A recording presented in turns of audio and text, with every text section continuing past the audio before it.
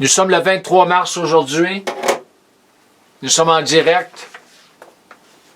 Et aujourd'hui, c'est partie 2 de les versets clés de la Bible. Partie 2 concernant Apocalypse chapitre 20, verset 12. Alors, nous allons commencer ici. Le lire. 2 différentes traductions, New King James et ensuite la Bible amplifiée. Et je vis les morts, petits et grands, debout devant Dieu, et des livres furent ouverts. Un autre livre fut ouvert, et qui est le livre de vie. Et les morts spirituels, furent jugés selon leurs œuvres, d'après les choses qui étaient écrites dans les livres. La Bible amplifiée, un peu différent. J'ai aussi vu les morts, grands et petits, et ils se tenaient devant le trône, devant Dieu. Et les livres étaient ouverts, puis un autre livre fut ouvert, qui est le livre de vie, et les morts étaient jugés, condamnés sur ce qu'ils avaient fait, toute leur manière de ressentir et d'agir, leurs objectifs et leurs efforts, conformément à ce qui était enregistré dans les livres. Alors, mon premier point, ici, c'est les œuvres, ces œuvres qui seront jugées sur la base de ce qui était écrit dans les livres de Dieu, sont les œuvres qui ont été faites sur la terre. Certaines bonnes et d'autres moins bonnes, mais certaines étaient carrément mauvaises, qui me rappellent de 1 Corinthiens 3, 13 à 15, qui concerne les saints, pas les pécheurs, les saints.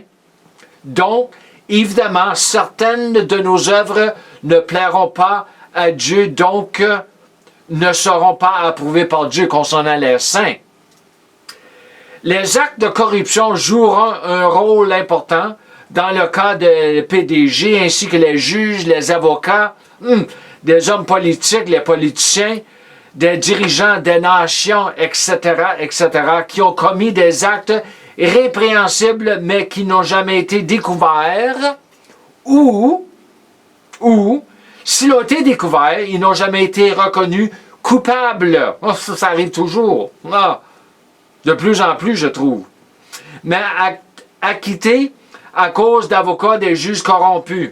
Mais une fois sur le grand trône blanc, tous ceux-ci seront élevés pour être traités avec une grande justice et une grande droiture. Cela me rappelle également de Romains 13, 3, concernant la responsabilité du gouvernement envers ceux qui font le mal et non envers ceux qui font le bien. Et cela vaut pour les dirigeants des forces de l'œuvre qui ne font pas ce qu'il aurait dû faire. Dieu doit tout juger, même les choses qui ont été jugées de manière équitable, juste et carrée sur terre. Cela doit être jugé par lui, puisqu'il juge très différemment, puisque Dieu est tout omniscient, tout voyant et parfait dans ses jugements et ses connaissances. La plupart des gens ne savent pas que Dieu a des livres.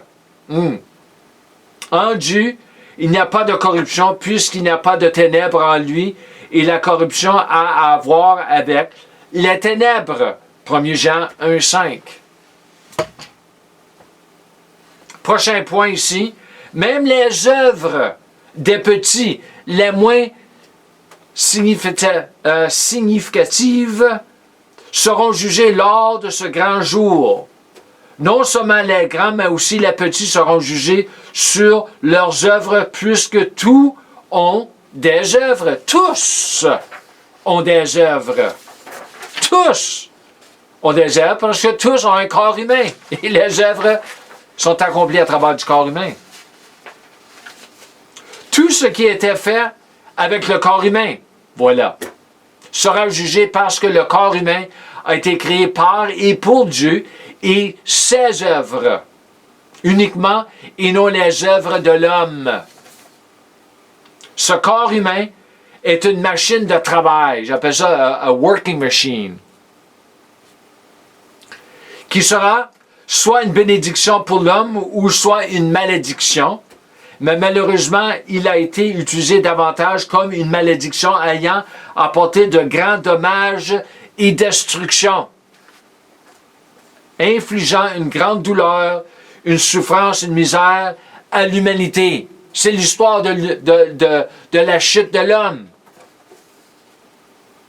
Mon prochain point, il y a des années, j'ai entendu un prédicateur très connu dire que Dieu n'avait pas de petit livre noir pour consigner vos torts et vos mauvaises actions. Et je pense qu'à cette époque-là, je l'ai cru à cause de mon ignorance. À cette époque-là, j'ai cru jusqu'à ce que je tombe sur ces mots au verset 12.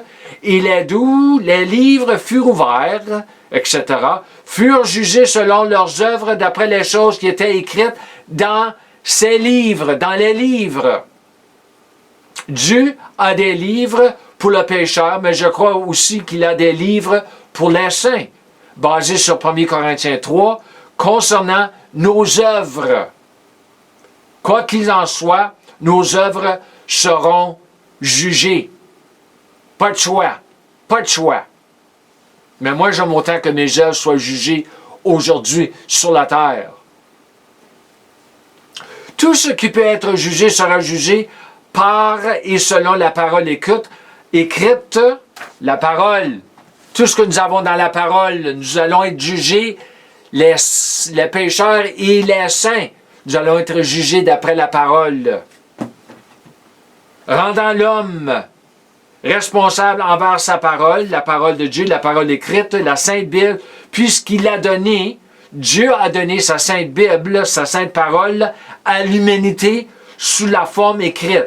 Hébreux 4.12, 2 Timothée 4.2 et Jean 12.48. Ce livre que nous appelons la parole de Dieu, la Sainte Bible, nous jugera en tant que pécheurs et saints. Le pécheur peut dire à Dieu lors de son jugement, « Tu n'as jamais rien fait pour me sauver, etc. » Oh, oh! Et Dieu lui montrera, il lui donnera Jean 3.16 parmi beaucoup d'autres versets. Et quand il s'agit des saints, certaines peuvent tenter de dire « Je ne pouvais pas remplir mon appel parce que j'étais malade et j'étais fauché. » Pourtant, Dieu leur montrera Matthieu 8.17 et 2 Corinthiens 8.9, juste pour ne citer que quelques versets.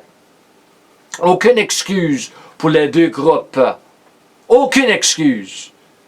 Personne n'accusera Dieu de quoi que ce soit ce jour-là. Tout ce que Dieu a fait pour nous en termes de position à la croix, les réalités positionnelles, nous appelons ça en anglais position truth, apparaîtra ce jour-là. Combien de fois le pécheur a-t-il entendu un prédicateur à la télévision? Oh, oh, oh! Mais il l'a méprisé. Tout cela étant apparu ou va apparaître dans ce jour-là. Prochain point ici. Très intéressant quand il est dit au verset 12 que les morts seront jugés selon leurs propres œuvres qui ont été écrites dans les livres. Ce qui signifie que Dieu n'est pas celui qui les jugera, mais leurs propres œuvres. Ce qui est peut-être parfaitement logique puisque vous apprenez à connaître quelqu'un par ses œuvres, ou ses fruits, ses actions, ses actes, ou par les paroles qu'il prononce, comme Jésus a dit dans Luc 6.45, concernant le cœur et la bouche. Tout ce qu'une personne représente se reflète dans ce qu'elle fait avec son temps, son argent, son énergie. Vous ne pouvez pas cacher ces choses et si vous le faites, vous ne pouvez le faire que pendant un certain temps avant que cela ne sorte de vous. Finalement, vos vraies couleurs apparaîtront aux yeux de tous. Pas de choix. Ça sort. Évidemment. Alors, ma dernière page ici pour aujourd'hui. 2 autres points. concernant l'Apocalypse chapitre 20, verset 12. Jésus a dit lui-même que vous les connaîtrez à leurs fruits. Matthieu 7, 16. Par l'exemple, lorsque vous viendrez chez moi, ici dans ma demeure, ma maison, vous saurez immédiatement, en quelques secondes, ce que je suis, ce que je vis et ce que je défends. Même lorsqu'il s'agit des forces de l'ordre, elles doivent prouver que vous êtes coupable en trouvant des preuves d'actes répréhensibles, également appelées la preuve. Comme le dit le vieil adage, la preuve est dans le pudding. Les œuvres seront jugées, et lorsque les œuvres seront jugées, elles le seront également sur la base de ces œuvres spécifiques. Et c'est pourquoi Dieu aura des livres avec leurs œuvres écrites. Certaines œuvres seront pires que d'autres. Mon dernier point. Et je crois que l'une des toutes premières œuvres qui condamnera le pécheur, c'est son rejet de l'Évangile. C'est une œuvre. Chaque fois qu'ils entendent l'Évangile, que ce soit à la télévision, la radio, sur l'Internet, que ce soit, tout cela apparaîtra ce jour-là. C'est une sorte de message. Le message que je présente aujourd'hui, c'est un peu, on appelle ça en anglais, doom and gloom, mais c'est toujours la réalité. Ce jour-là, le jour du jugement, tout cela nous rattraperons tous, ne pouvant plus fuir. Nous avons trop, même les croyants, mais les non-croyants, ils pensent qu'ils puissent fuir les jugements de Dieu. Mais il y a un jour qui s'en vient.